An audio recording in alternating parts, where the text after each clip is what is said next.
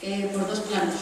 Por uno, bueno, gracias a Luis de la Vega, gracias a la Universidad Popular de Aranjuez, por dar esta oportunidad para que hoy se hable de la época romana en Aranjuez, y por qué los romanos pues también estuvieron en esta zona y en los alrededores, y nosotros, que tanto nos gusta que Aranjuez sea Aranjuez y somos tan de corazón y tan de dentro, que pertenecemos a, que sabemos que nuestra zona, nuestro pueblo ha participado en muchos momentos de la historia de este país, pues también yo creo que había que hacer un hueco sobre todo a nuestros abuelos, los romanos, que también estuvieron aquí.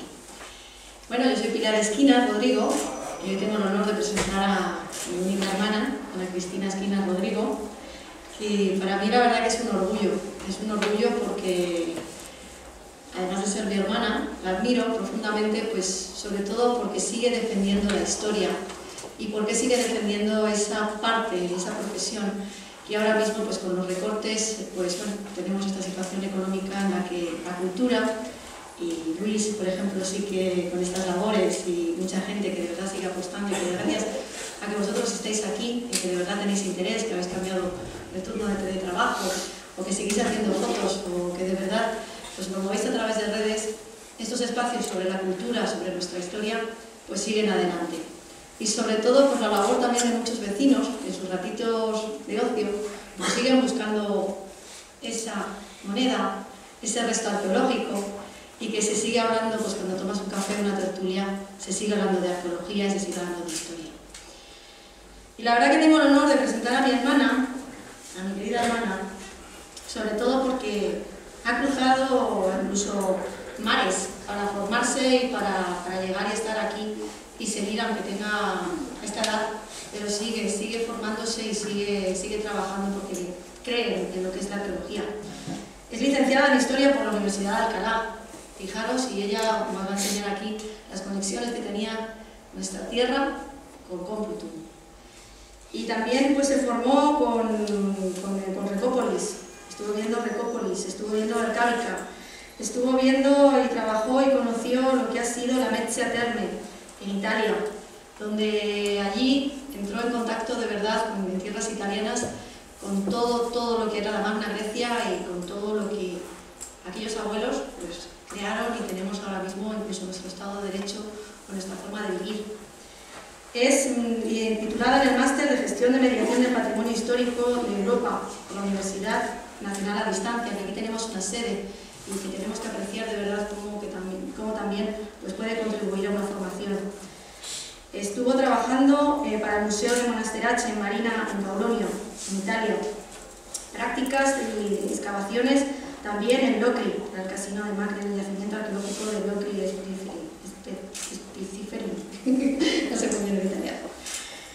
Y también para la Universidad de Salento, cuando estuvo preparándose para el doctorado, para la especialización en bienes arqueológicos en la Universidad de Salento, pues tuvo la oportunidad de trabajar en el templo de Castore y Polone en Catanzaro.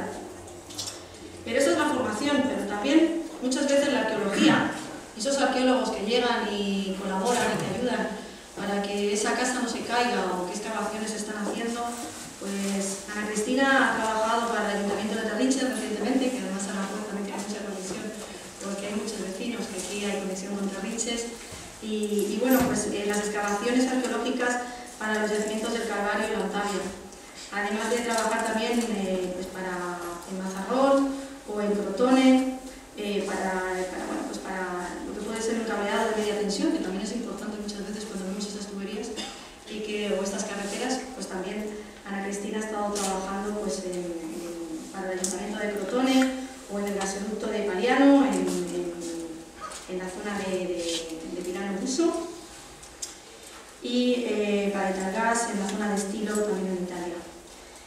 Pero también en los conductos para las aguas de la etapa en Mamojado y en los depósitos de Toledo, o para las cartas arqueológicas de Villanueva de la Jara, de Minganilla, de Fuentes de Cuenca, de Tarayuelas, de Iniesta, de Paracuellos, del Peral, de Cueva del Hierro. O sea que, como veis, Ana Cristina ha trabajado en muchos sitios y la verdad que mejor currículum no necesito. Ana, tú eres mi hermana y estoy encantada hoy de estar aquí con ellos. Espero que disfrutéis mucho de la conferencia y sobre todo de la época romana en Aranjuez y todos sus valores. Gracias. Mejor que te presento tu hermana, Bueno, yo quisiera un poco introducir una temática que no se habla tanto, un poco por dos motivos. Uno, porque es muy delicado. Prácticamente la arqueología es objeto muchas veces de expolios, de deterioros, por una serie de personas que un poco se lucran por este motivo. Entonces, generalmente los arqueólogos somos un poco discretos porque no nos gusta que se informe al 100% las cosas, evidentemente por un poco, más que nada porque protegerlo, porque no hay mejor protección que esté ignorado. Y bueno, en cierto modo pasa que en ciertas cosas que se ignoran no lo sabe nadie y a veces se estropean igualmente porque no lo sabe nadie. Entonces yo voy a dar un paso más y voy a mostraros una nueva perspectiva de lo que sería Aranjuez y sobre todo el objetivo principal de esta ponencia es sumergiros a la época romana, ¿no? Bueno, comienzo.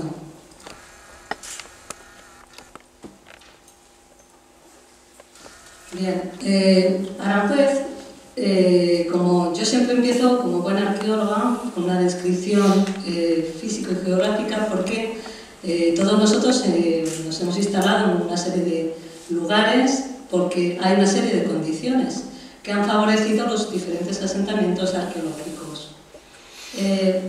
Prácticamente en Aranjuez, si os dais cuenta, pues estamos delimitados por el río Jarama y bueno, toda la parte sureste pues está toda formada por terrazas yesíferas.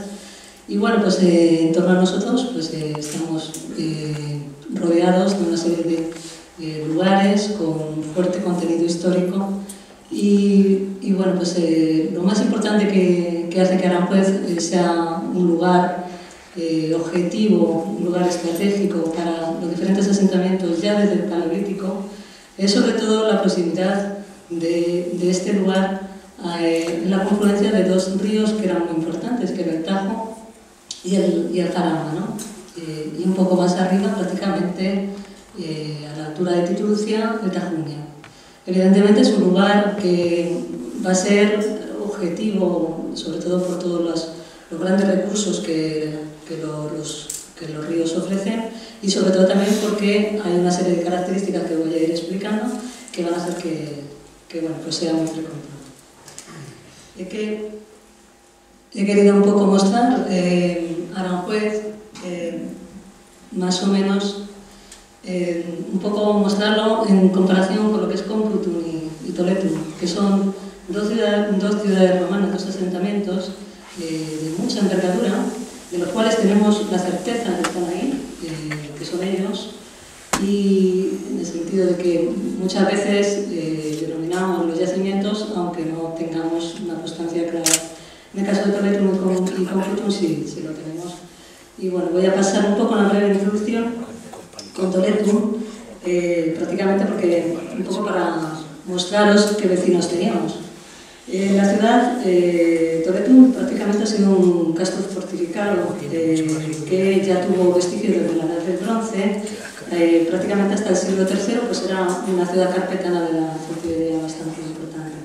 En el 192 las legiones romanas entran en Toletum, conquistan, observan que es un centro bastante interesante para, como punto, aparte de que es un punto de confluencias de vías, consideran que es un buen centro para desarrollar prácticamente como eje principal de dominio y prácticamente pues, van desarrollando la ciudad romana y van estructurándola poco a poco, creando pues, nuevos edificios, creándola prácticamente los estatutos jurídicos necesarios, los diferentes funcionariados necesarios, de modo que al final se desarrolla en la parte de las murallas internas, pues la zona civil y política, y en la zona externa prácticamente por otra serie de edificios, por la zona un poco más lúdica, incluso habitacional. Y prácticamente pues, lo que nos ha quedado, los vestigios que nos ha quedado hoy, pues han sido, por ejemplo, algunos restos, como que sería la parte que tenéis más abajo. Problema de este ratón que no puede ver. El circo romano, ¿no? Parte de la arquería, lo que sería la puerta de Hércules, que forma parte del Toledo subterránea, y bueno, lo que son los alrededores del puente de Alcántara, del puente de Alcántara, creo que es. Bueno, el puente aparecen también restos de lo que serían los acueductos y bueno, también las cloacas, o sea que era una ciudad bien establecida y de buena, vamos, que siguiendo todos los cánones, lo que serían las gran ciudad de época romana. Quiero pasar a Complutum, no me quiero entretener mucho porque si no se me va a hacer muy largo. Complutum es la otra ciudad que tenemos en Alcalá de Henares, que la Complutum que sería republicana, sería esta parte donde se encuentra el Cerro del Viso. Si os dais cuenta que yo os he puesto un mapa en el cual salen una serie de asentamientos, que eran los asentamientos protohistóricos. Igualmente era un lugar con un hábitat protohistórico bastante fuerte, en el cual, pues, igualmente por lo que se encontraba con acá, lo que sería cerca de lo que era la vía que llevaba a la parte de Tarraco, la parte del norte, la zona del Ebro, pues igualmente ya estaban colocados allí, un poco como zona de control de los ases viarios de esos momentos. Y bueno, pues el Complutum republicano lo tenemos aquí, en lo alto de este Cerro del Viso, que a un cierto punto, por las necesidades del nuevo municipio, ¿no? Se convierte a partir de Augusto ya en una ciudad un poco más estable. Prácticamente se crea en la zona baja lo que sería este conjunto de casas con la zona amurallada, en la parte que tenemos aquí, que sería el foro, y esto sería pues, la zona del actual Alcalá y las dimensiones de lo que es la Complutum antigua. He querido un poco hacer un resumen, porque me parece muy interesante, sobre todo para la gente que tenga interés, de un poco reflejar algunos de los libros y de las citas que hablan un poco sobre la época romana aquí en Aranjuez, ¿no? Y bueno, pues algunos de ellos ya los conocéis, Pons, Quintos, Tía Ballesteros, que hablan sobre todo la batalla de Tajo, algunos descubrimientos que se hicieron por el momento, Harper, que sería uno de los principales que han recogido las inscripciones a lo largo, o sea, sobre todo a principios del siglo, Blázquez, que ha tratado las vías romanas, Fuidio, que ha sido el primero que trató lo que es la Carpetania romana, que por entonces ninguno tenía conciencia de que existía. O sea, no, ha sido prácticamente, la protohistoria es algo muy reciente, o sea, prácticamente en cuestión de 70 años se ha desarrollado. Luis Caballero Orzoreda ha sido uno de los primeros, junto con Zuzaya, que hicieron prospecciones por Aranjuez. Marín coge un poco, ya se empiezan a meter la curiosidad, sobre todo para el asunto de Titulcia. Arce habla ya de la presencia romana de Madrid. Y bueno, empiezan ya las primeras intervenciones en la zona en los años 80, en el Castillo de Oreja, con Hortensia Larren, que hace ese libro, que la verdad es que muy bueno, que os lo recomiendo. Y bueno, bastante bien reflejado, empieza a reflejar una serie de yacimientos, que yo lo voy a mostrar. Y luego, pues en el 85, gracias a estas personas, que ya os he citado anteriormente, van a servir de base pues, para la elaboración de la Carta Arqueológica de Aranjuez, que son Belén, Pilar y Javier, y Fernando Velasco, los que van a desarrollar esa Carta Arqueológica. La Carta Arqueológica consiste en caminar todo el territorio de Aranjuez y señalar cada vestigio que se ve, ¿no? Entonces ellos pues, estuvieron caminando y vieron pues, prácticamente un número de 120 yacimientos. Otros estudios, o sea, las cartas arqueológicas, no terminan en esos momentos, es un continuo estudio y bueno, pues cada vez van saliendo yacimientos nuevos, se van señalando. Los otros arqueólogos, como José Martínez Peñarroya, Kenia Muñoz o José Ramón Ortiz, pues han ido añadiendo, ¿no?, a estas cartas arqueológicas y todo pues, de otras empresas. Y bueno, pues señalaros esa lista de abajo, que es un poco la que más he tenido en cuenta. Hay muchos más seguramente. Peñarroya, Isabel Peñarroya con el último estudio del raso de la estrella, Puente Largo y Soto del Hinojar, a manos de Isabel Muñoz, muy elevado. Miranda, un poco que habla de la cuestión de las vías, y Arraná, la necrópolis de la Cacera de la Rana, una de las mejores publicaciones que tenemos. Ortiz, Camino de la Cárcava, Surbina, es muy bueno, os lo recomiendo, de hecho lo vais a ver más de una ficha, sobre todo por la cuestión de la edad de hierro, toma la mesa de Ocaña, Oñate y Penedo, los callejones, y Azcárraga, que ha tratado la cerámica del barniz negro, que sería la campaniense, una cerámica italiana, que viene importada prácticamente de la Italia, lo que traen los legionarios, y prácticamente ya ha hecho un estudio de todo qué yacimientos han salido esas cerámicas, ¿no? Entonces eso refleja qué tipo de relaciones había entre los indígenas y los... quiero pasar pues, el inicio, la protohistoria, eso es la Carpetania. Nosotros estábamos en la Carpetania. La Carpetania está delimitida por una serie de poblados, o sea, una serie de tribus, que la Bretaña era la Ciudad Real, o el Calle, que sería lo que sería Cuenca, la Tiberia, que estaba un poco más hacia Zaragoza, un poco más allá de lo que es Guadalajara. Y bueno, pues lo que es la Carpetania, como observáis, pues está delimitada por los principales ríos, lo que es el Tajo, el Henares, que van a ser estratégicos, y en el centro de la misma debería situarse Titurcia y más o menos lo que es la vega donde nos encontramos nosotros, la parte central del Tajo. Sobre la Carpetania, bueno, pues algunas referencias antiguas como Polibio, Tito Livio, Apiano y Plutarco, pero bueno, estas cosas no me quiero entretener mucho.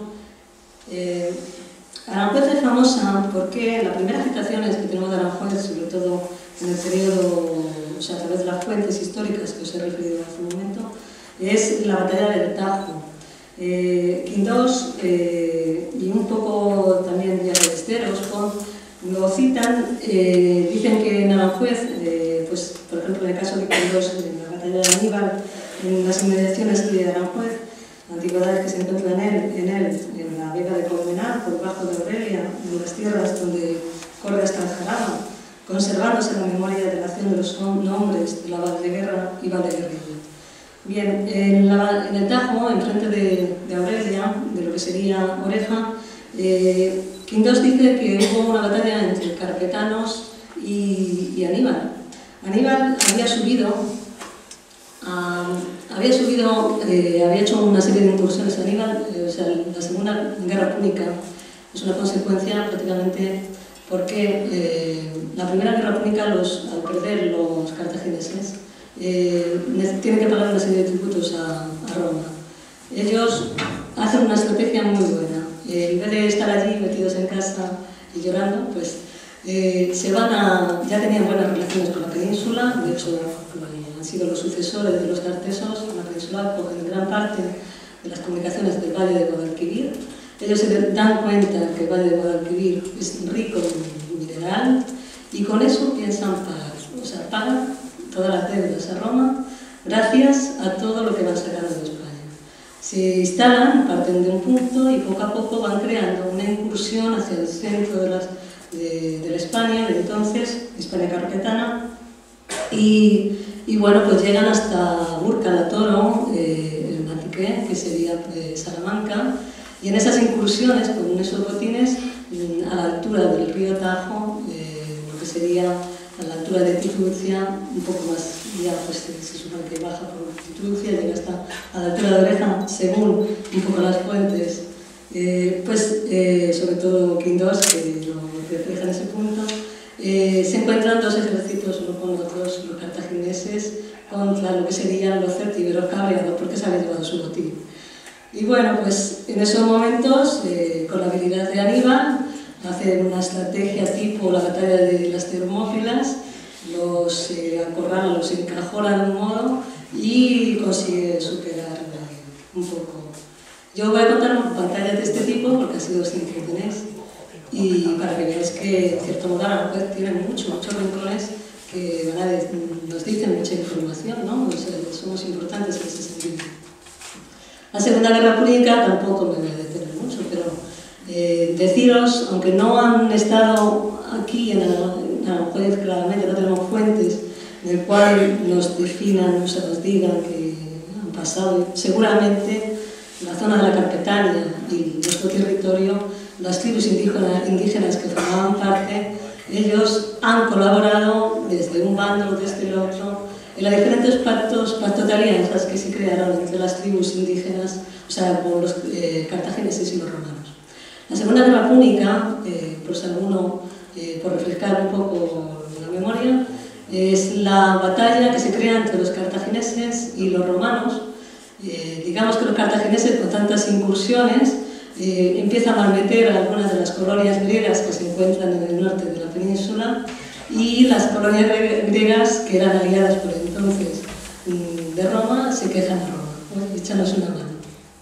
Ellos, Roma no quiere porque por entonces estaba con una serie de enfrentamientos y incursiones de la Galia y bueno, y al final no tiene más remedio porque se crea el Casus Belli, que sería Sagunto, ¿no? Que era una ciudad aliada también de ellos, de los griegos. Y entonces, bueno, pues digamos que al final explota la Segunda Guerra Púnica y bueno, pues aquí en esta escena entran una serie de personajes, o sea, de personajes importantes que serían Neo Cornelio, Publio Cornelio, que serían los primeros procónsules enviados para que hagan, o sea, los primeros generales enviados como legiones para que en esos momentos se retiraran un poco a estos cartagineses. Al final mueren, Neo y Publio mueren de la mano de las propias tribus indígenas contrarias a los romanos y que estaban a favor de los púnicos, y entra en escena Publio Cornelio Escipión, que será impresionante. Él va prácticamente a convencer con sistemas de pactos y alianzas, y entre ellos, quién sabe si no hubiéramos estado también en esta zona, y logran al final comer terreno a lo que serían los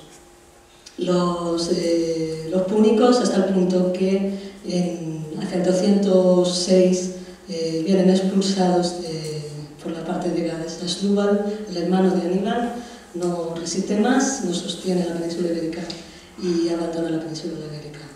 Los romanos, con los pactos de alianzas, habían convencido a las tribus, porque ellos no habrían podido hacer nada si no hubiera sido con la ayuda de las tribus indígenas que había, ¿no?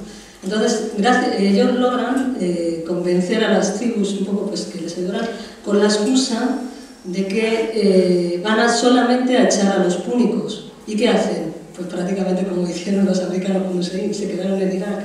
Pues aquí igualmente, ¿no? Los vamos a echarlos, y luego cuando echaron a los púnicos dijeron, ¿para qué me voy a ir si tengo aquí unas minas impresionantes? Y se quedó.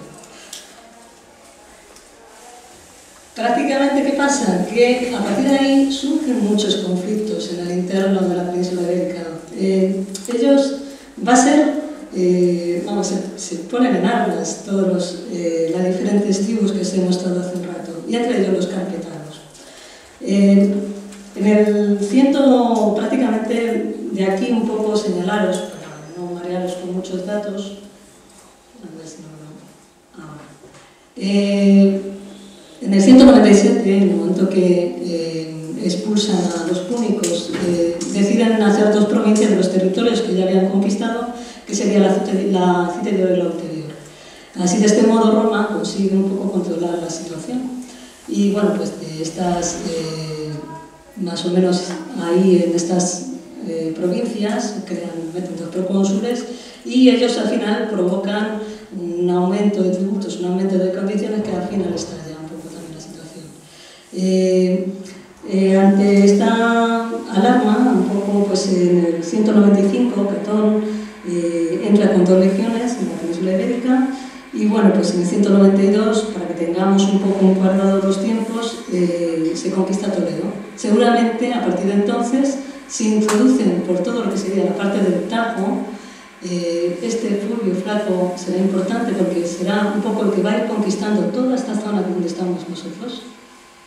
Van a llegar hasta prácticamente Huete, Cuerva, Toledo, y bueno, pues someten todo este territorio y hasta que, bueno, llega Sempronio Graco, se mantiene un poco la cosa un poco más estable. Sempronio Graco será importante porque va a estabilizar estas tribus indígenas, van a estar 30 años de status quo, y luego ya, de nuevo, por la avaricia un poco de los nuevos allegados, las nuevas condiciones que se van imponiendo, saltan de nuevo unas nuevas guerras que serían las guerras celtibéricas y las lusitanas.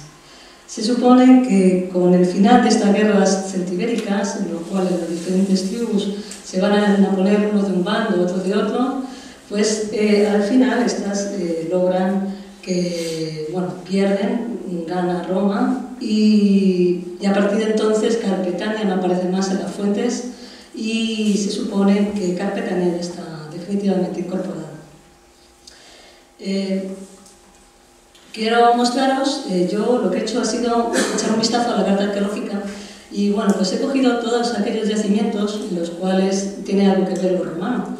Y bueno, quiero haceros, para un poco refrescar también las ideas, os he hecho una cronología de un poco de los eventos, y esto que observáis aquí es el conjunto de yacimientos que he tomado en consideración en función de la carta arqueológica. Si observáis, he hecho diferentes colores. El azul, para mí, son aquellos yacimientos que no tienen nada que ver con lo romano. No tienen nada de romano, pero son indígenas. Son indígenas carpetanos de Hierro II. El rojo, el amarillo, serían aquellos yacimientos en los que hay indígenas y romanos juntos. Es decir, que en la carta arqueológica, cuando han prospectado, han visto ellos que salía cerámica indígena junto con la romana. El rojo serían aquellos yacimientos en que es solamente romano y no hay indígenas. Y el verde, que esto lo he señalado porque me ha parecido muy simpático, son aquellos lugares donde había una villa romana y que luego se ha instalado una alquería islámica. Más o menos, para que os hagáis una idea, estos serían, todos son con algún contenido romano, son más o menos para nosotros muy conocidos algunos de los topónimos. Los azules no son los indígenas solamente, y comienzo con los asentamientos indígenas, un poco referidos cuáles son los yacimientos más importantes que hemos tenido en Aranjuez.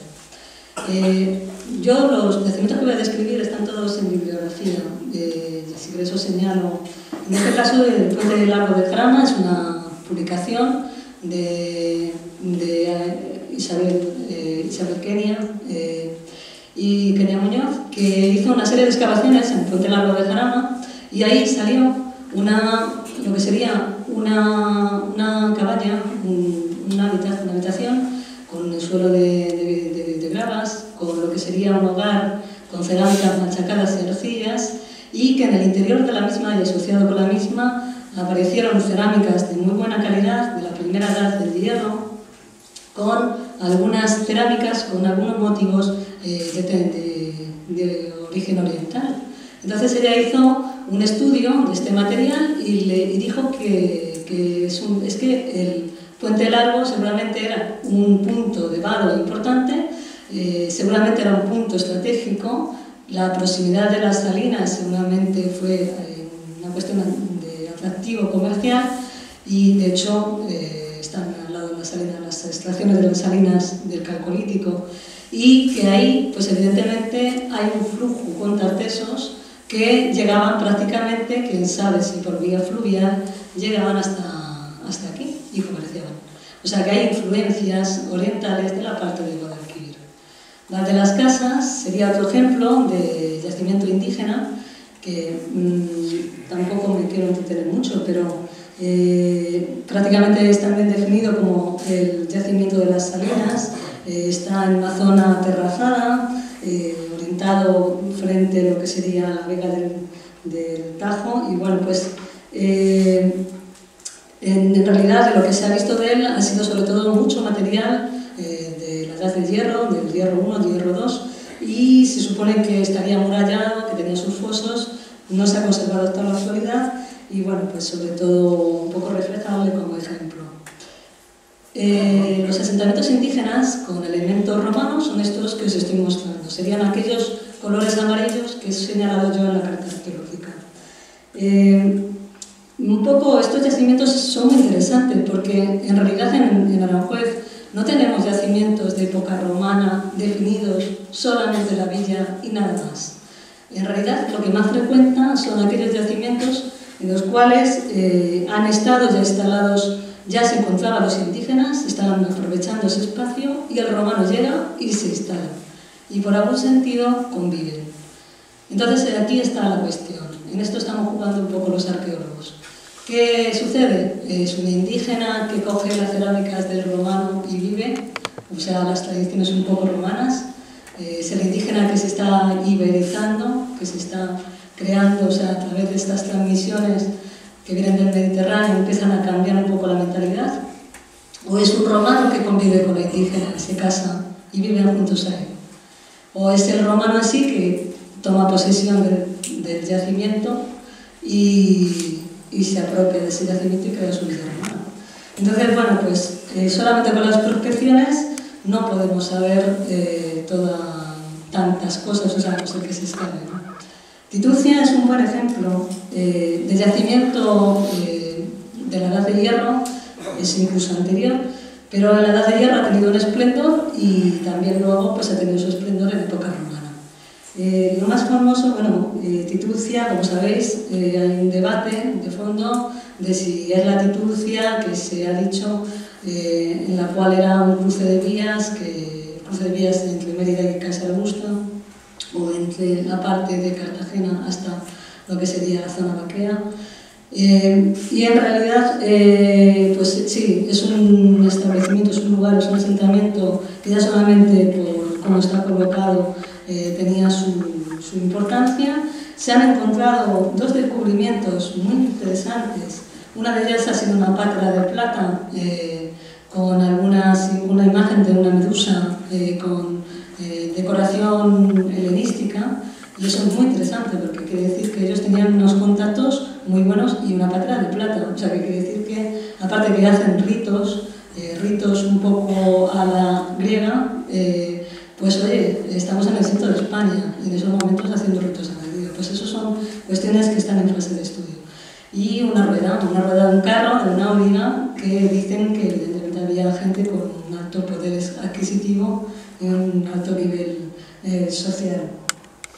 De la Edad de Hierro II que conviven con romanos. Os quiero reflejar un poquillo qué tipo de materiales encontramos. Estos son las sigilatas y pues esto sería un... ¿cómo se dice? Que no me acuerdo ahora mismo. Un pasarriendas de un caballo que fue documentado por Kenia Muñoz también, y que igualmente dicen que tienen ciertas influencias con lo que sería la parte de la Tour d'Etalia. La Tour d'Etalia sería la Vega, el Valle de Guadalquivir, ¿no? Entonces, bueno, pues de nuevo encontramos este tipo de yacimientos. Esto es un poblado de fondos de cabaña, o sea, de cabañas. No hay estructuras bien claramente definidas, pero aparece este material que estáis observando en estos momentos. El material es el que Larren ha publicado en su libro que Sotomayor, otro ejemplo, escarpados. Los carpetanos hemos sido famosos por estos escarpados, por las habitaciones en esos escarpados, y pues igualmente como en el caso de Val de las Casas, una zona terrazada, en el cual en la parte superior hay una serie de estructuras y bueno, pues seguramente hay también material cerámico asociado, sea de indígenas y sea de romanos. Oreja, la misma cosa, exactamente igual, incluso aquí se meten los islámicos de nuevo. Se ponen encima del yacimiento, en este caso sería tardorromano, porque los romanos no se sitúan tanto en Oreja, en la parte de arriba, sino más bien en la fase ya tardía. Seguramente aprovechan un poco más la Vega. Aunque hay evidencias de usos, se hipotiza un poco más que haya sido sobre todo su esplendor en la época indígena y sobre todo en la época islámica. Sí, no se dice que no, que haya alguna casa, una cosa así, pero el esplendor verdadero ha sido sobre todo en esos dos periodos. Villamejor sería un buen ejemplo de lo que sería el yacimiento romano en la Vega. Y Villamejor es importante, yo he puesto este mapa más que nada para mostraros los pasos del río. O sea, esto es un antiguo mapa cartográfico en el cual, pues, gracias a nos han señalado un poco los diferentes palos y algunos de los topónimos que incluso coinciden con algunos de los yacimientos que tenemos por estudio.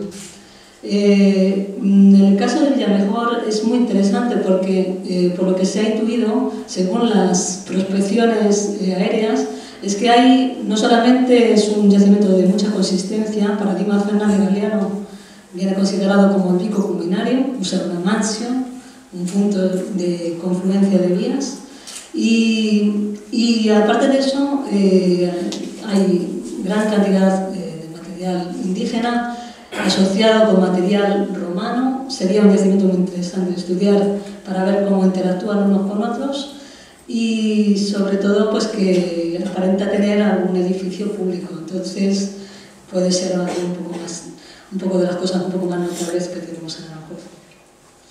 Bien, el raso de la Estrella la quiero referir especialmente porque en el raso de la Estrella pues sería uno de los estudios más recientes que tenemos. Peñarroya, pues Martínez Peñarroya hizo una serie de sondeos, como habéis observado, en el cual uno de ellos, en proximidad de Balonas, bueno, algunos de vosotros sabréis que en la Estrella aparecieron una serie de lastras, o sea, lo que sería dos estelas epigráficas, Entonces, en estas estelas que salieron prácticamente durante la creación de los edificios de guardia de Balonas, pues se refirió que había restos romanos. Peñarroya quiso investigar, hacer una serie de imágenes, ver el subsuelo, y los resultados que obtuvo fue una serie de silos de época indígena que se asocian con algunos fragmentos, pero muy pocos, de época romana, un poco arrastrados. Entonces, bueno, pues habrá que ver en un futuro, si alguna vez hace alguna intervención, qué es lo que podría salir. Los yacimientos romanos sin hierro 2 prácticamente son muy pocos, pero ¿por qué?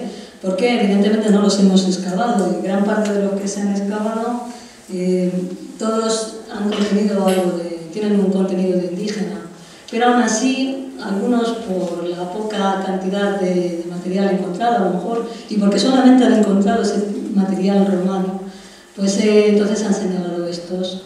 Y bueno, pues un poco referir que seguramente se trate de villas romanas y bueno, pues ya veis un poco cuál es la distribución en terrazas, probablemente también en la Vega, e incluso no son todos, o sea, seguramente habrá algunos que no solamente no los he metido yo, porque a lo mejor faltaría algún dato más de las últimas excavaciones, seguramente hay algunos que ni lo sabemos.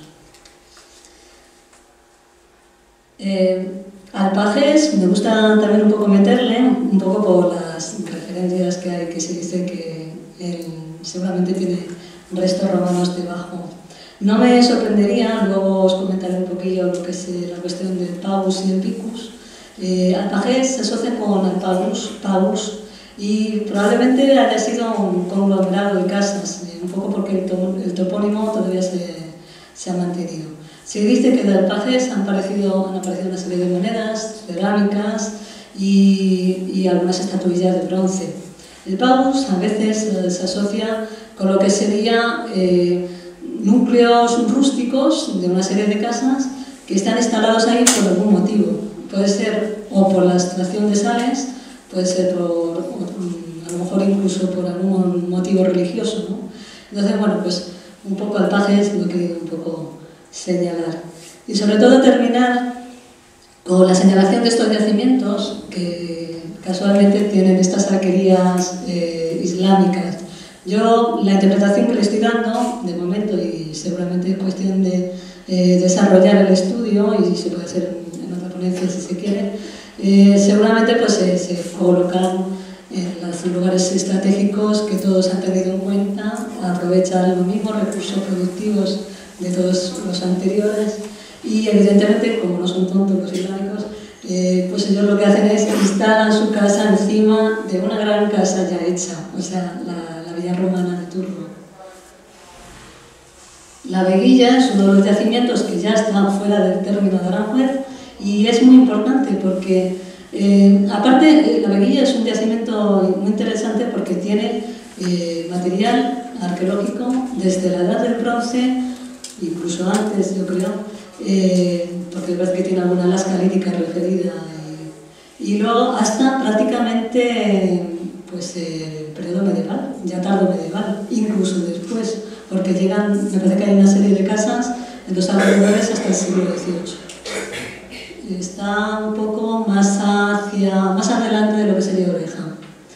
Y de la Veguilla pues, aprovecha también una zona de paso, es otra zona de vado probablemente, y lo más interesante de la Veguilla pues, es un poco este aspecto visigodo en el cual pasa prácticamente, no solamente ahí, seguramente habrá habido alguna villa romana o un pequeño vicus romano, sino que también se instalan los visigodos y probablemente hayan creado una basílica, o sea, un poco más que nada porque apareció este fragmento de pilar. La romanización de la Capitania romana, quiero un poco señalaros que el contexto que sería muy parecido, o sea, hablo en general, pero quiero un poco mostraros que también aquí en Aranjuez pasaba este tipo de situaciones, o sea, evidentemente la organización territorial también nos afectaría a nosotros. Existe una división en época romana que sería la citerior ulterior, como nos he señalado en el 196, 197, y prácticamente si tú te transportas a ese periodo, te encontrarías prácticamente toda la zona conquistada, que habían conquistado los romanos, con lo que serían las quíbitas, que serían pequeños núcleos poblados que controlan un territorio y otros núcleos más pequeños, ¿no? Estas quíbitas prácticamente tenían diferentes niveles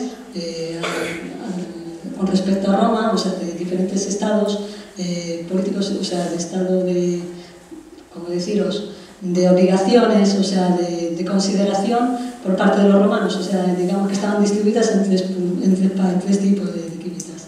Una que serían las federadas o aliadas, porque seguramente habían colaborado los romanos en su día, las libres, que también, en el caso de las primeras, están sometidas a un pacto, en este caso, ni eso. Los romanos la dejan estar libremente.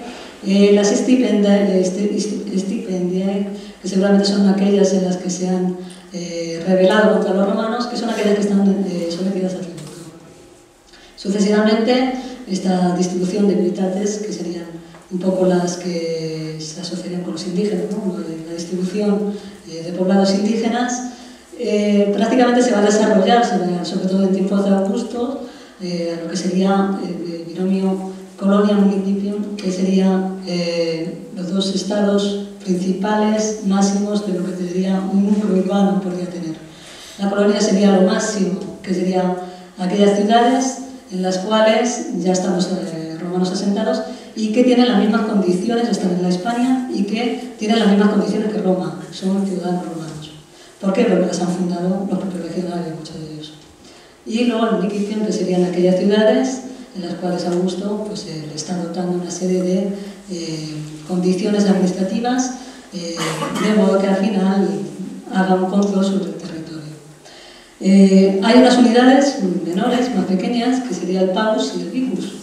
El pagus y el vicus estarían dentro del territorio del municipio y prácticamente estos dos elementos como tipo alpajés, que son un conglomerado de casas que dominan un espacio, pues esos a su vez se van a encargar del control del territorio, de evitar de que haya problemas y sobre todo de la recogida de tributos, que es la clave de todo. Esto es un poco mostraros la provincia a la que pertenecíamos, que sería la Tarraconensis, en el Conventus de la Cartaginensis.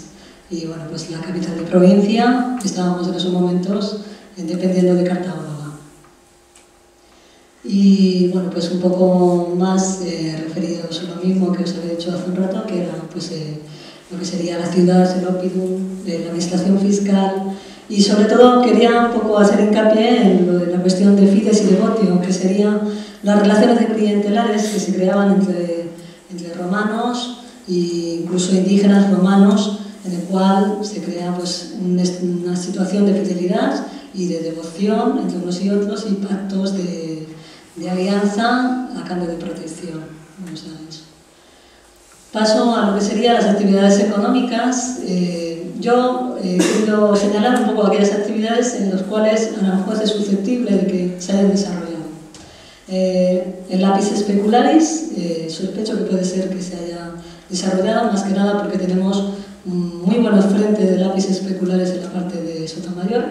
Si alguno de vosotros ha leído al respecto, el lápiz specularis eran unos yesos que se metían entre medias de otros yesos, que se había creado una serie de cristalizaciones y que con la llegada del esplendor de la municipalización que Augusto desarrolla a partir del siglo I, se crea una demanda de este producto increíble. ¿Por qué? Porque se crean tantas casas, tantos edificios, algunos de ellos públicos, que este tipo de espejuelo, o sea, estos cuadraditos que observáis, uno de ellos está en bruto y el otro está limpito, servían prácticamente de cristalitos y favorecían pues, hacer los paneles de separación y las iluminaciones como tipo ventanas, de modo que la gente pues, pudiera tener su ventana, ¿no? Y entonces, bueno, y también incluso con fines decorativos. Entonces, con el esplendor urbanístico, digamos que fue muy pedido. Y bueno, pues Segóbriga pues, ha sido una de las ciudades prácticamente que ha sido muy famosa en la extracción de este tipo de yesos. Las salinas, yo creo que nosotros hemos sido muy importantes en cuestión de las salinas y sobre todo el transporte fluvial, el transporte de las mismas a través del río. Estas son las salinas espartinas y bueno, pues no sería muy diferente en la época romana y no me parecería raro que apareciera una salina de época romana también en la zona, porque en realidad bueno, pues son una serie de vascas o contenedores, tal como lo que estáis observando, que seguramente serán de cronología más reciente, pero que seguramente estarían con un suelo completamente todo lo que haría de piedra, de empedrado y una serie de muros que lo limitarían. Y bueno, pues seguramente habría una serie de canalizaciones y de agua salobres, manantiales salobres que se los habrían aprovechado y que, bueno, pues a través de ello, a través del calor, una serie de contenedores y de instrumentación varia, pues habrían hecho sus panecillos de sal y luego después haberlos vendido. Quería hacer un poco una comparativa pues, con Arroyo Hondo de Cádiz, que seguramente pues, un poco puede servir un poco de referencia de cómo sería una salina de estas características. Y bueno, pues grutas como las que tenemos aquí, que serían cuevas de extracción de las sales, pues podrían ser un ejemplo, aunque dicen que son islámicas. Paso al sector agropecuario, en el cual bueno, pues, seguramente el territorio de Aranjuez se ha dicho que nos han citado como Real Bosque, ¿no? Seguramente era rico también en la carrasca, en diferentes especies arbóreas, pero bueno, puede ser que ya, visto cómo están distribuidos los yacimientos, no fuera tanto como en tiempos de Carlos I, cuando lo definió Real Bosque y Casa de Aranjuez. Y bueno, pues sobre todo hacer énfasis, bueno, esta madera, que seguramente que podría venir, o sea que Aranjuez pudiera haber llegado, igualmente que nos ha llegado hasta hace poco a la madera a través del río, de lo que sería de la serranía de Cuenca, y al igual que la madera, pues el hierro, ¿no? Y bueno, pues hace referencia, pues pasar un poco a lo que es el yacimiento de los callejones, que lo tenemos en Aranjuez. El yacimiento de los callejones, algunos de vosotros lo sabréis, ha aparecido en el embocador. Y lo más interesante de este yacimiento es que nos ha salido, es una villa romana en el que ha salido una pars urbana y una pars rústica. ¿Qué significa? Pues ha salido la casa del señor de la villa y la zona donde producía este señor el vino. La pars urbana aparece en el impluvium, que sería una especie de patio, con un suelo, con el centro, una vasca octogonal, o sea, para recoger un poco las aguas, y rodeándola pues, el suelo pusilíneo. Y luego, en proximidad de la misma, lo que se ha interpretado como un peristilo, ha aparecido un mosaico con un motivo, motivos florales, motivos geométricos y con una... se me olvidan algunas cosillas, esto lo tendrá que ver. Sí, más o menos, una crátera con asas. Y bueno, pues la pars fructuaria es muy interesante también, porque prácticamente ha aparecido dos calcatorium, que serían prácticamente dos contenedores, dos espacios en los cuales la gente pisaba la uva y a través de una serie de conductos caían a lo que sería esta bañera central que tiene, ¿no? este pequeño recinto, y seguramente esto se llevaría a otro recinto que se destinaría para la fermentación de ese vino. Y estos serían pues, manchas de ceniza que seguramente se hayan aplicado, o sea, se hayan hecho fuegos para el envejecimiento y seguramente también para otros motivos. O sea, se dice que a través del humo y todo y de una serie de aromas, pues lograban no solamente el envejecimiento, sino pasteurizarlo en algún sentido y darle pues eso, diferentes olores. Esto es un ejemplo que he querido un poco meteros de cómo sería la típica villa, que sería muy parecida a la de los callejones. Y bueno, también en el caso de los callejones han aparecido algunos agujeros donde tenían algunos fragmentos de dolia, o sea que evidentemente tendrían su espacio abierto, donde se ponía el sol el vino para que fermentara en algunos casos, y en otros casos, bueno, pues en la propia vasca que os he referido antes. En este caso, la villa, la de Bosco Real, que se encuentra en proximidad de Pompeya, pues sería mixta. Aquí hacían la producción de vino y la producción de aceites. Y la producción de aceite pues no difiere mucho del vino. O sea, prácticamente lo que serían los diferentes molinos para machacar las aceitunas y las prensas y el espacio destinado pues a la conservación y al almacenaje. La caza y la pesca, ¿no? Evidentemente en la zona de Boscorio pues es normal que haya habido su casa, y luego pues Borquina, y la pesca pues en este caso, como este me ha gustado meterlo porque lo tenemos aquí al lado en el propio Complutum, pues serían seguramente, hayan sido actividades muy frecuentes en esta zona. Y finalmente terminar que Aranjuez seguramente albergará una serie de habitaciones o seguramente que hayan desarrollado actividades artesanales de diverso tipo, o sea, de la madera hasta la tierra, y lo sabemos ¿por qué? Porque nos encontramos este tipo de cosas. Aprovecho pues un poco para introduciros la epigrafía que hemos documentado en Aranjuez. No voy a mostrar toda, pero al menos las más representativas. La estela de Temis, que apareció en la zona de Algodor, y bueno, pues se trata de una estela, un epitafio sepulcral, en el cual bueno, pues, Temis, de 18 años, rinde honor a los dioses y bueno, yace en ese lugar. La estela es del siglo II, siglo III, y bueno, pues como esta vamos a observar algunas más. El epitafio de Kilian Netza y su familia, que sería otro epitafio sepulcral que apareció en las tierras de labor. Y bueno, pues un poco lo mismo lo que estoy leyendo, pues Kilian pues, dedica pues, esta lápida pues, más que nada son lápidas funerarias. Otra de ellas sería este poema funerario muy bonito que apareció en las cimentaciones de Guardia de Balonas, que sería mi querido hermano que vivió 27 años, 8 meses, grito de amor trajo alabanza para su esposa, la mano más alta. Esta estela, o sea, ha aparecido prácticamente en proximidades de ese sondeo que ha hecho Peñarroya, o sea, y ahí estamos, o sea, seguramente puede aparecer alguna más.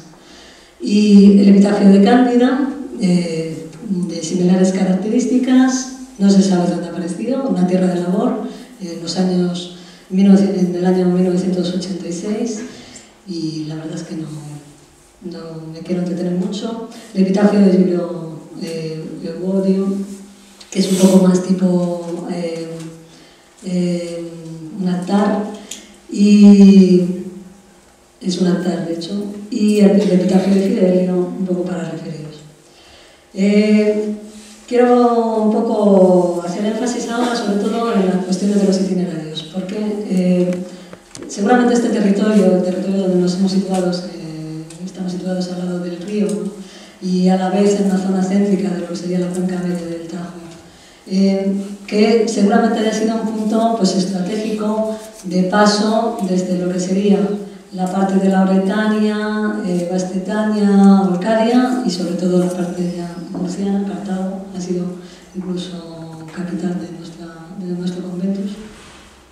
Y seguramente pues Aranjuez, que no sabemos si sería una zona de Titulcia, bueno, seguramente Titulcia se encuentra no muy lejos de nosotros, pero en esta confluencia de ríos, pues prácticamente seguramente pasarán una serie de itinerarios.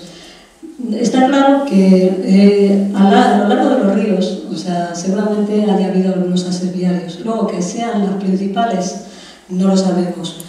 Se ha creado una serie de teorías al respecto, más que nada porque la fuente que tenemos de base de lo que serían los ases viarios aquí en España, y sobre todo en lo que es la Carpetania, ha sido pues, el itinerario de Antonino. El itinerario de Antonino lo que hace es referir que si Aranjuez está más o menos, o Aranjuez o Titulcia, ¿no? Si nos encontramos en esta zona, prácticamente hay dos ases de vías, que sería una que va desde Emerita Augusta y que pasa por Toledo y que va con dirección a Caesar Augusta, y luego encontramos otras vías que pasan por Laminio, van en dirección a Toledo o que se desvían a la altura de... ¿Dónde estarías? Bueno, se desvían un poco, me parece que a la altura de Alhambra, y suben con dirección a Titulcia, que sería ese cruce de caminos para continuar, sea para la zona de Segovia, o sea, Cauca, Oca, o sea para lo que sería Caesar Augusta, ¿no? ¿Qué ha sucedido? Que a través de esta fuente, en el cual se señalan las millas romanas, que serían 24 millas desde Aranjuez hasta Titulcia, de Titulcia hasta Complutum, 30 millas. Hacemos la suma, son 54 millas multiplicadas por 1 con 48, que sería los kilómetros, un kilómetro con 480 metros, los kilómetros que corresponde a la milla y el kilómetro, o sea, pues sale una serie de unas cantidades. Entonces, en función de eso, se han hipotizado, pues han creado un montón de documentación científica al respecto de dónde está la verdadera Titulcia, especialmente porque tenemos seguro que dónde está Complutum, que es Alcalá, y tenemos seguro que dónde está Toledo. Y entonces, bueno, pues de ahí ha salido Fernández Galiano, que lo pone en la zona próxima de lo que es Carranque. Stylo, que a raíz de un monumento epigráfico funerario, que no lo he señalado, pero que apareció en Titulcia, pues él dice que por fuerza tiene que ser ahí, en la Titulcia actual. Otros, como Blázquez, sostienen que se encuentra en Aranjuez. Y bueno, pues Arias, que lo considera que está en Majadahonda, y sobre todo pues el debate de dónde está también Miacum, ¿no? Que si uno lo dicen que está en el Pardo y otro que está en otros puntos. Entonces, pues es un poco esta cuestión. Mi teoría, que evidentemente es el camino más corto, siempre han seguido los caminos más cortos, y no creo que cruce muchas veces el río. Más que nada procurarán cruzar lo mínimo posible de los ríos y sobre todo que no zonas que fácilmente transitables. Yo creo que lo que es en torno al río seguramente había unos ases viarios, lo que son actualmente las cañadas, y probablemente, claro, esos ases viarios servían para lo que es la comunicación fluvial, ¿no? O sea, sobre todo porque el río, ya desde las fuentes antiguas ya han señalado que el río era navegable y que con el sistema de presas que hemos tenido hasta ahora y prácticamente con el tipo de barcos, que no eran barcos tan profundos o tan hondos como, o sea, tan pesados como lo que serían los galeones nuestros, pero vamos, prácticamente sin problemas podrían haber llegado. De hecho, tenía una referencia que decía que en realidad llegaban hasta muy arriba, o sea, que quiere decir que podrían haber llegado hasta esta altura. No lo sé, me parece que ha sido... Bueno, no me viene a mal. Paso a la siguiente. Hablar del Bajo Imperio Romano, que sería, evidentemente ya hemos terminado un poco con este imperio, y deciros el cambio que sucede, ¿no? Pasamos de la ciudad, del poder de la ciudad, que controla un territorio, como os he señalado, con los paus, los vicus, y estas ciudades, a partir de la crisis del siglo III, no se sostienen más, no pueden mantener la situación de esplendor que habían tenido y las condiciones burocráticas y económicas que habían tenido de mantenimiento de los, prácticamente como la crisis que tenemos ahora mismo, ya casi. Y entonces, ¿qué sucede? Que los grandes, los más fuertes, los ricos que habitaban en esta ciudad, ven conveniente, no les resulta interesante, o sea, económico, mantenerse en la ciudad y se salen fuera de ella y se construyen sus villas romanas, unas lujosas villas romanas, en las cuales ellos van a desarrollar una productividad y en esa productividad de autogestión van a forjar lo que serían una serie de relaciones clientelares. Con la crisis, el pequeño prácticamente propietario de tierra o el labrador o todos los que eran más pequeños de lo que sería el grande señor o dominus, no logran mantenerse, tienen unas cargas de tributos muy fuertes y entonces al final se someten en arriendo a estos señores. España hemos sido bastante importantes en este aspecto, más que nada porque tenemos muchos ejemplos de villas romanas de gran lujo, prácticamente como la que tenéis aquí enfrente, que es la villa de la Almeda, muchas de ellas fortificadas, veis que tienen sus torres, los 4 puntos, en la parte del vestíbulo, y bueno, pues en una serie de habitaciones, algunas triclinio, estos son oecus, los cuales serían zonas de representanza, y bueno, pues muchas de ellas se acompañan de lo que serían baños para el señor y sus clientes, ¿no? Y bueno, pues este es un ejemplo de dominus y este sobre todo una de las mayores villas que tenemos en el Mediterráneo, que es Piazza Armerina, que se encuentra en Sicilia. Y bueno, pues un poco mostraros hasta qué punto la villa adquiere un poder tan fuerte, hasta el punto que sustituye el poder de la ciudad. Este es el conjunto de villas que se han documentado en Madrid, no todas, son algunas de ellas, las más representativas, y bueno, pues un poco para mostraros solamente en Aranjuez tendríamos otras tantas, distribuidas a lo largo de lo que serían las terrazas, y bueno, pues evidentemente muchas de ellas a lo largo de los años se ha desarrollado una documentación bastante científica, bastante interesante, que puede ser consultada. Os recomiendo un libro, Maricruz, sobre la villa romana de España, que es muy bueno. La verdad es que hace una compilación de lo que serían todas estas villas y bueno, pues acoge a diferentes tipos que se asentaban en la España y en qué sentido se distribuían, todas en una posición estratégica al uso y disfrute del territorio, y sobre todo era un centro no solamente de atracción de clientes, sino también propagandístico, donde el patrono, el dominus, mostraba su valía y de ese modo lograba un control del territorio. No puede faltar el mosaico de Berturno, que me ha parecido muy simpático estudiarlo, especialmente este mosaico que tenéis enfrente, pues es un mosaico que se encuentra en estos momentos en el Museo Arqueológico Nacional y bueno, pues se dice que viene de Aranjuez. Fue una donación que se realizó en los años bueno, prácticamente a finales del siglo XIX, en 1894. Y bueno, pues uno de los mejores estudios que se ha hecho, que me ha parecido bastante bueno, es una de las interpretaciones al respecto. Hay dos, yo recomiendo que si alguna vez lo tenéis que estudiar, estudiéis a Guadalupe Monteagudo, una de las mejores estudiosas de los mosaicos, que de hecho estuvo por aquí por Aranjuez haciendo fotografías en la exposición de mosaicos que hicimos con la Caja Moniz. La verdad es que esta mujer es una de las mejores en ese sentido. Y Dima Fernández Galeano, que ahora no se encuentra, porque ha hecho una serie de estudios bastante buenos, y prácticamente Dimas, con respecto a este fragmento de mosaico, lo ha interpretado que es un genio del año.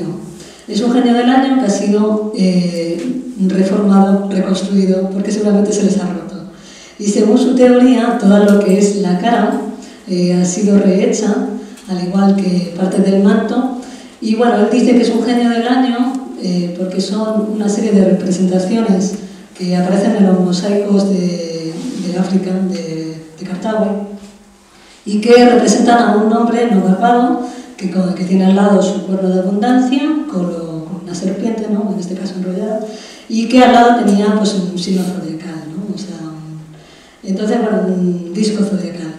Y bueno, pues esto del señor lo ha definido, se lo ha considerado como Aion, y que prácticamente significa la eternidad, o sea, prácticamente el tiempo sin principio y sin fin. Y ya para prácticamente terminar, un poco pues deciros, señalaros el último de los yacimientos, que serían los visigodos en Casera de las Ranas. Muchos de vosotros estáis muy bien informados.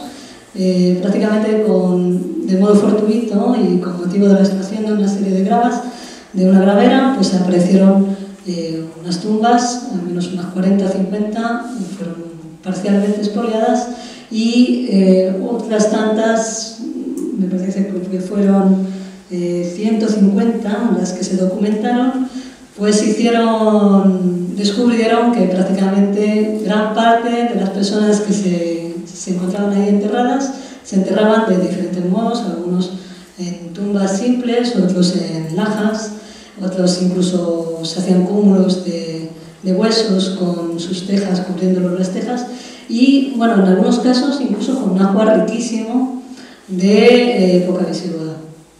También se ha asociado, se dice que del estudio antropológico realizado de los mismos, eran gran parte de ellos chicos, no había casi niños, o me parece que no lo había, y muy pocas mujeres. Me parece que salieron los huesos conservados o estudiados, hicieron ahí una valoración entre 22 hombres contra 4 mujeres, y el hombre más joven 15 años. Entonces, bueno, pues un poco pues no se ha interpretado mucho más allá de lo que se hizo en aquellas excavaciones, pero quedaría pendiente a lo mejor más investigaciones y sobre todo ver qué finalidad tenían. De aquí pues señalar que aparecieron una serie de monedas tardías.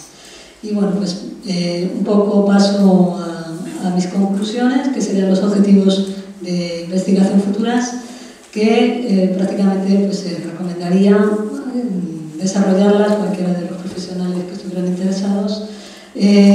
Pues eso, sobre todo una documentación arqueológica más exhaustiva, no hace falta, más que nada porque, aunque hemos definido una serie de yacimientos, algunos indígenas y otros romanos, y qué pasa con estas arquerías, pues nos falta la arqueología, nos falta el excavarlo y entenderlos. Y sobre todo distinguir esas villas que no sabemos muy bien si son o no son, y ver si al final salen esos mosaicos, claro, generalmente aparecen. Y ampliar el estudio de la romanización, los niveles sociales de los asentamientos, o sea, cómo interactuaban esos asentamientos indígenas que tantos hemos tenido, y por último, pues estudiar mejor las relaciones productivas, la tutela de los yacimientos y sobre todo que se incluya en el paisaje de Aranjuez, porque el paisaje de Aranjuez no parte del siglo XVI, o sea, parte desde el Paleolítico o antes incluso. Muchas gracias y bueno, espero que os haya gustado.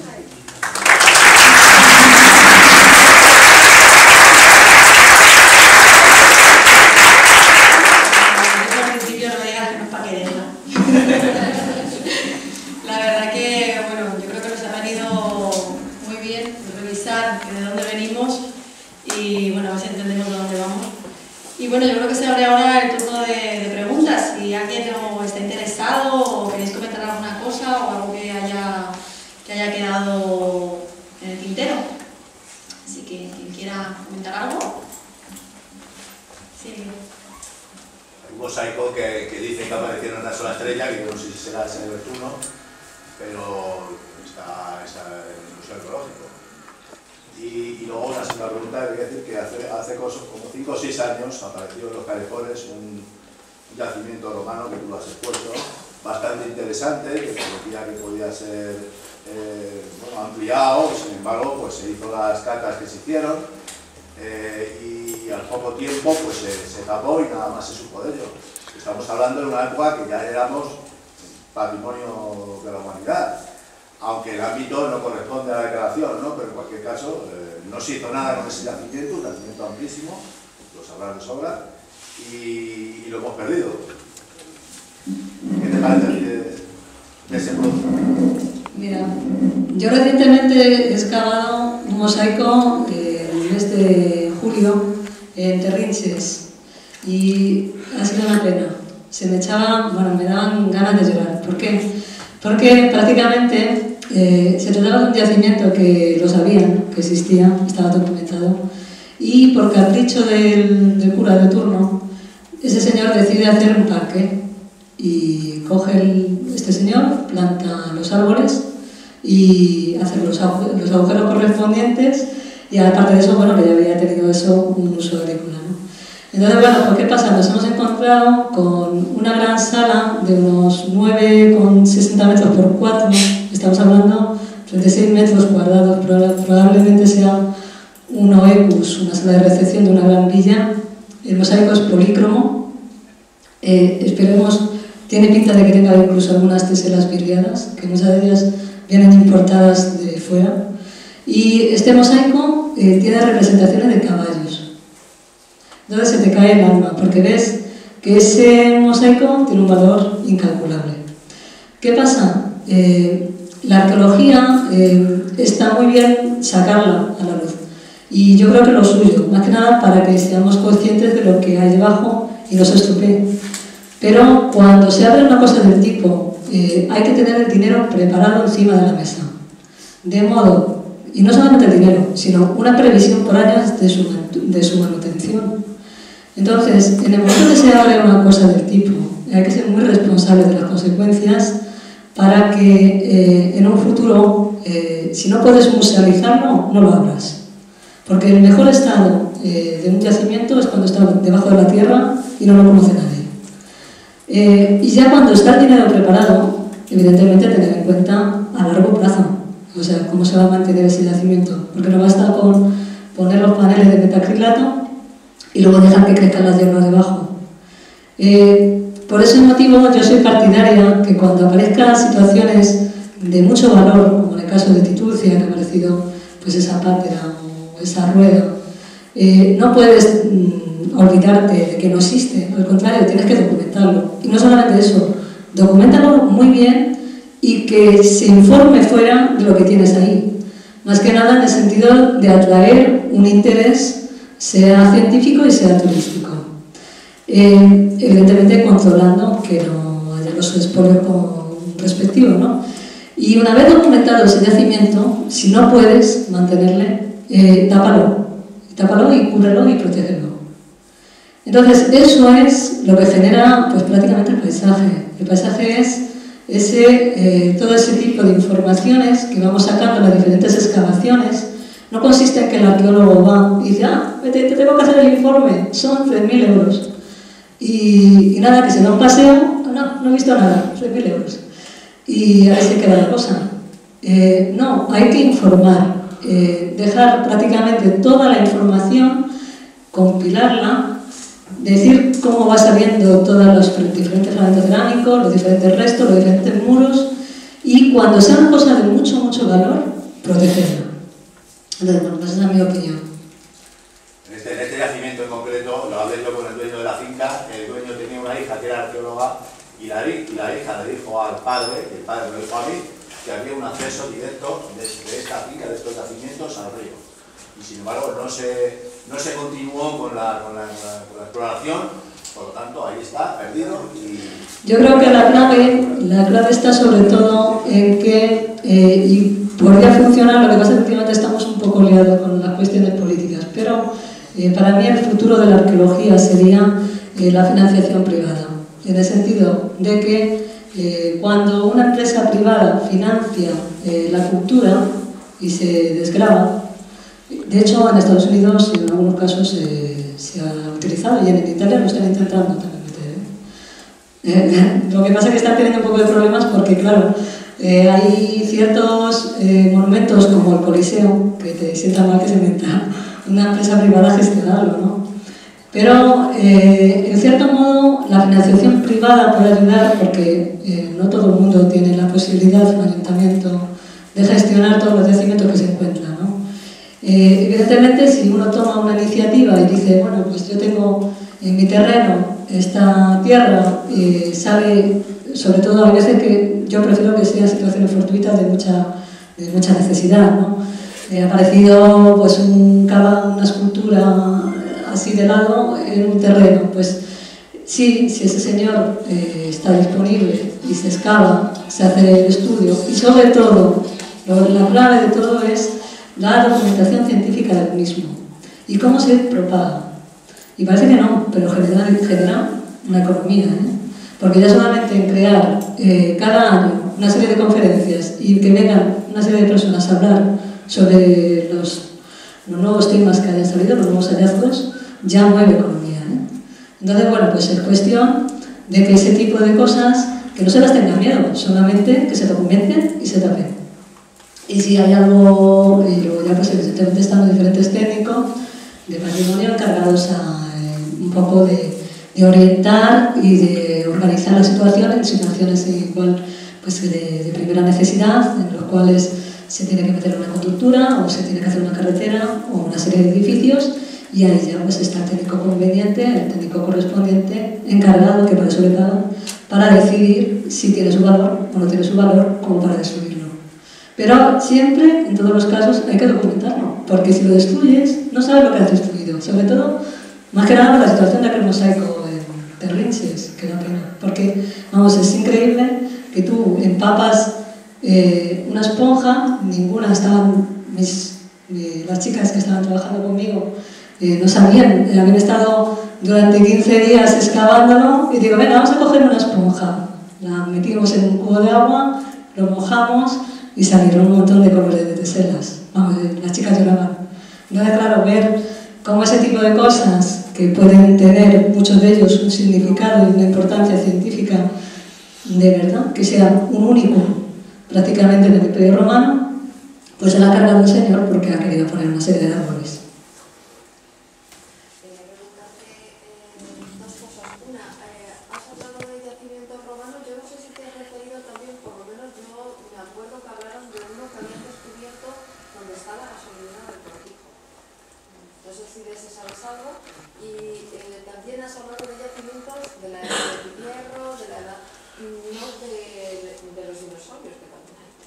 Sí, porque yo en realidad, en primer lugar, los yacimientos que he señalado han sido solamente aquellos de la carta arqueológica y algunas referencias bibliográficas. Seguramente hay otros más documentados de intervenciones que hayan hecho cuando hayan realizado, pues, seguramente durante alguna excavación de urgencia o asistencia de urgencia, del cual ese tipo de documentación necesita pues, un estudio bastante exhaustivo, seguirlo y todo. Yo no lo sabía, eso de la gasolinera. Pero, más que nada, el objetivo de la ponencia era un poco mostraros cómo ha sido la relación entre los indígenas y la llegada de los romanos, y sobre todo, cómo se han desarrollado los romanos en nuestro territorio y qué características había, y luego, al final, cómo ha sido su caso, ¿no? O sea, cómo al final han desaparecido hasta la llegada de los visigodos.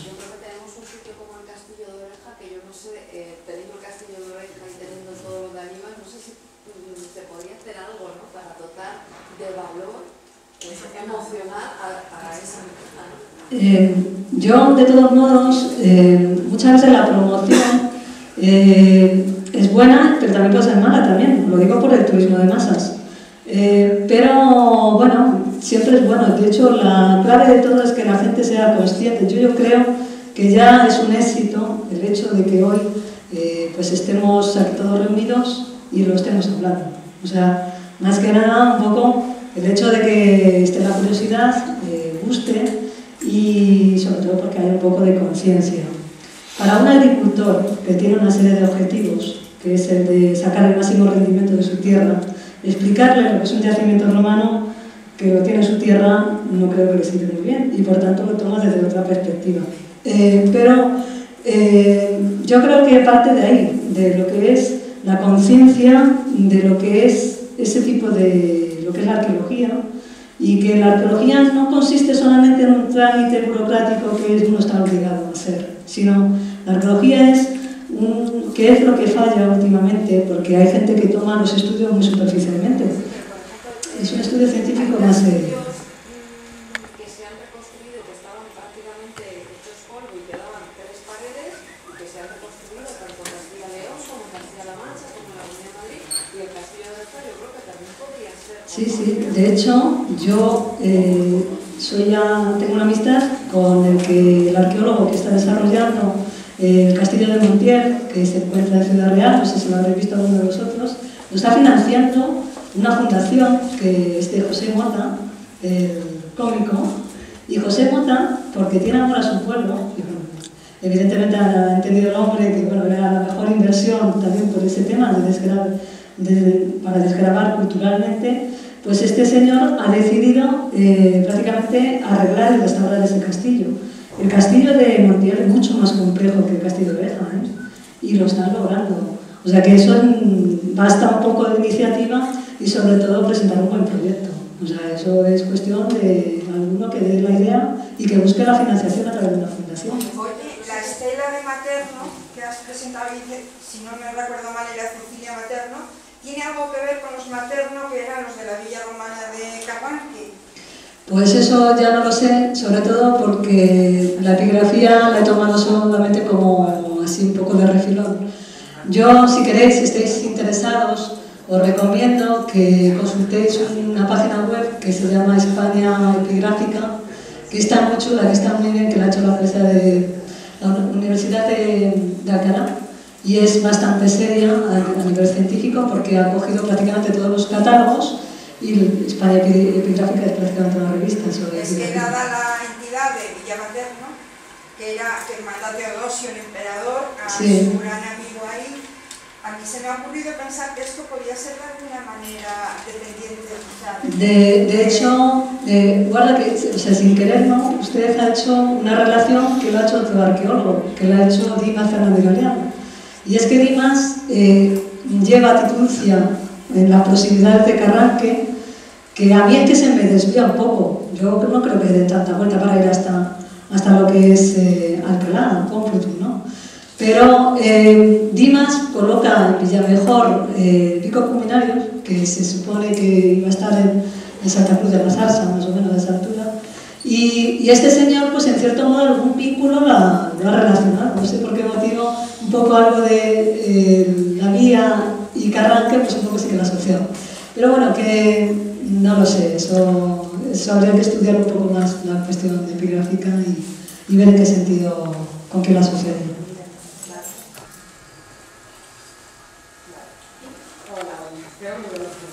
Sí, sí. Vale, porque estaban comentando los yacimientos que se encontraron fue porque, como yo trabajé allí, fue por el tratamiento del agua que se hizo la ETAR en lo que es el balcón del Tajo. Sí, sí, de hecho no lo he dicho yo, sí. Sí. Pues nada, eso fue porque el canal de II hizo un trazado, ¿vale? Para el tratamiento de agua que salió del balcón del Tajo y luego ya subía hasta... Yo me acuerdo que era allí, pero no me acuerdo cómo fue. Vale, pues evidentemente, y como dice Cristina, que está estudiando en la universidad, ¿vale? Y es igual, todo eso era de urgencia, todo lo que es de urgencia se trata de urgencia, se levanta. Además, nosotros estamos vendidos, nosotros estamos vendidos porque trabajamos para empresas, como se pagan esa de segunda, y contra menos pagan mejor. a ellos les da igual. Primero, mientras que no les saques nada, muchísimo mejor. Y segundo, si te pueden pagar menos, porque incluso tienes que pagar hasta tú propio, como empresa, tienes que pagar la máquina excavadora, que tienes un montón, déjame alguna, y yo te lo hago, pero no, tienes tú que pagar hasta una máquina excavadora que ellos tienen libre. Bueno, pues eso fue lo siguiente, tú ganas el concurso porque pones, ellos van por 300 euros por el concurso público. Entonces, llegas, excavas, tú excavas lo que te va diciendo la Comunidad de Madrid, haces las fotos, lo estudias, dibujas, presentas dos y llegan, segunda fase, lo coge otra empresa diferente porque a lo mejor ha puesto menos dinero que tú. Así es como funciona la arqueología de emergencia y por eso, con lo cual aprendemos un montón de cosas. Incluso se está proponiendo, no sé si es verdad, la Comunidad de Madrid se ha pedido mucho trabajo de arqueología porque era parte del promotor de la obra, no están obligados a hacerlo, o sea, no están obligados, o sea, anteriormente había una ley en la cual la persona que quería hacer, verificar o lo que fuera, tenía que estar, pues obligado por ley a hacer ese informe y a tener sus arqueólogos. Ahora no, ahora depende por parte del promotor si quiere o no quiere. A veces se cambia por... Sí, dicen que la ley al final ha sido recurrida y que, bueno, que en cierto modo se obliga. Pero la cuestión, pues mira, María, ya sé que... de hecho, es muy complicado ser arqueólogo, es muy difícil. ¿Por qué? Primero porque no todo el mundo lo entiende. Luego, cuando te metes en ese lugar y quieres sacar el máximo de la información, y luego sobre todo porque necesitan mucho tiempo, es una cosa que no se excava fácil. Un mosaico no se excava con un pico, o sea, ni con una excavadora, se excava a mano. Y se excava con una delicadeza que si no te saltan las teselas. Entonces, hace falta su tiempo.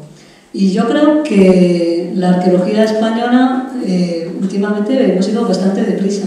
Hemos ido muy deprisa y se ha excavado incluso muy bien en poco tiempo. Pero, ¿qué pasa? El error que se ha cometido siempre es que no solamente se excava, se toman las decisiones, se rompe parte del yacimiento, se pasa la tubería, sino que ya no se sabe más de la información que se ha sacado de ahí. Y la clave de todo está en la documentación científica, cogerse los datos que se han sacado, como habéis hecho vosotros, y sacar prácticamente un informe, o sea, una publicación en la cual se transmite a la gente qué es lo que ha salido. Porque es lo suyo, o sea, que hay que... Como dices tú, muchas veces si fuera parte de canales de alguna, como pasa muchas veces, yo trabajo en Portugal y se me ha gustado canales de alguno, sacar un libro, bueno, de excavaciones, y así financia la unión de sacar dinero. Claro, se sacan, en otros sentidos se sacan algún beneficio. Sobre todo el beneficio de la no ignorancia del territorio, o sea, en este caso pues se saca el beneficio del conocimiento del mismo. O sea,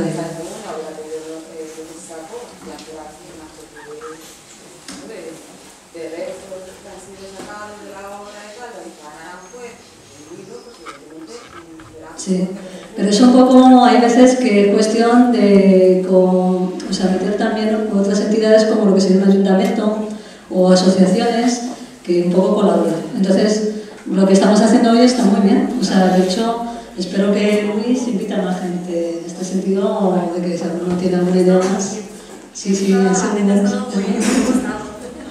no, pero vamos, que la arqueología no le tengáis tanto miedo, porque la arqueología es fascinante, o sea, y puede generar una riqueza al pueblo, o sea, en muchos sentidos. De hecho, Tipulcia, lo que tienen ahí metido, con páteras de plata, eso es un santuario con contacto directo, prácticamente quién sabe, desde la propia Grecia.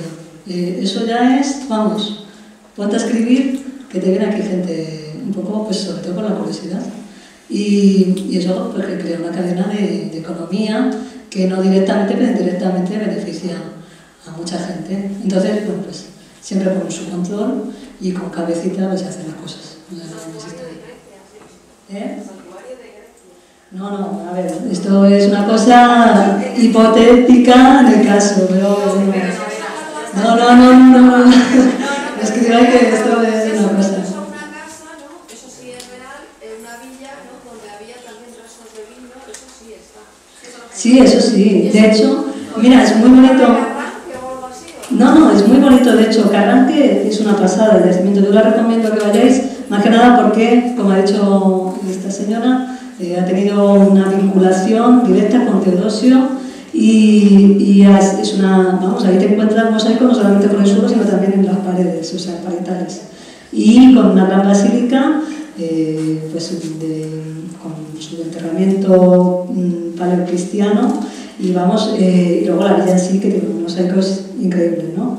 Entonces, bueno, pues ese es un señor de yacimiento que bueno, pues da mucho juego. Y luego, pues es lo que os digo, no solamente la arqueología, o sea, hay gente como tú, que a lo mejor se dedica pues a escribir literatura, sin problemas puede generar una serie de libros asociados al respecto y generar otro tipo de producción, o sea, de producción ingeniosa, que al final cree, pues por lo menos a la gente, evadirse un poco de lo que es la cotidianidad y de la situación un poco que vivimos ahora. Hace falta un poco, de verdad, no tomarse las cosas, no tanto como nos ponen en la tele, sino un poco, vamos a leer un poco más, vamos a evadirnos y sobre todo la cultura, que no se nos olvide. Bueno. ¿Sí? Se sabe, vamos a ver, una revista local publicó hace algunos años el mal estado en el que estaban restos arqueológicos que se habían almacenado en el Hospital de San Carlos. En el Hospital de San Carlos, yo me hice también eco de ello a través de un portal de arqueología que realmente fue hace ya 5 años, por lo menos lo dije. Lo otro era más antiguo, ¿se sabe algo de eso? Nada, eso se recogió, se llevó a... Que yo sepa, se lo llevaron. Sí, hubo una denuncia, la Fiscalía actuó y se llevó al Museo Provincial de Alcalá de Henares. Está depositado en unas cajas, almacenados como la película de Indiana. Están debajo de los sótanos y no sé al final en qué fase estará. La última noticia que había, yo por lo menos que tenga, es que estaba, no sé, por ahí, Chimi, ¿tú sabes algo de cómo...? Aquello se llevó en camiones a Canarias. Sí, por lo visto lo retiraron, gente de ahí. Lo retiraron. Por lo visto. Yo no lo vi retirarlo. No lo vi retirarlo, pero por lo visto sí que lo llevaron. A ver, yo fui el medio que los... Bueno, es verdad. Y por anunciarle un poco eso, el ayuntamiento pues casi me... Sí, casi te veo. me da multa. Me dio multa por cosas. Sí, sé que vinieron unas furgonetas, bueno, fueron furgonetas de aquí del ayuntamiento y se llevaron allí. O no De hecho, tener hoy en día algo arqueológico en casa es un problema, porque la verdad es que y pasa situaciones en que, pues oye, que te encuentras esa cosa y te lo conservas, vale, pero de hecho, bueno, está pasando que uno de los principales problemas que tenemos en la arqueología es que está la cantidad de material que nos sale de las excavaciones que nos vale todo y lo llevamos todo al museo. Y entonces, ¿qué pasa? Que el museo se satura, eso no hay modo de controlarlo, el señor que se encarga del laboratorio se le echan encima las cajas y no sirve para nada. O sea, en realidad no sirve, eso no es. Entonces, bueno, pues en cierto modo habría que hacer un sistema de catalogación de material de modo que al final pues, tengan un poco las cosas sentido. Sobre todo cuando se hacen las excavaciones, a un cierto punto se documenta aquello que sea más representativo y bueno, el material resultante de la excavación debería quedarse en la excavación, según yo, en un agujerito bien metido ahí y todo ese tipo de cosas. Y bueno, pues tener cosas en casa, de este tipo de cosas, pues hay veces que es casi mejor que el museo, como digo, porque pero siempre y cuando que no se delinque, que se vaya a los yacimientos y se coja del propio yacimiento, porque si uno se lo encuentra, lo suyo es que lo comunique y sobre todo porque puede tener un valor y luego, pues oye, quién sabe, por lo menos, al menos una cosa que hemos cometido, el error que hemos cometido en este caso, que se ha comunicado, es seguir el control de qué ha pasado con él. O sea, siempre hay que controlar dónde va y dónde ha ido a acabar y evidentemente exigir, en el caso de que no haya sido bien tratado, pues decir que se lleve su tratamiento correcto, o sea, según el sistema, la norma, sí, claro. Vale, Muchísimas gracias por la asistencia. Muchas gracias. Muchas gracias.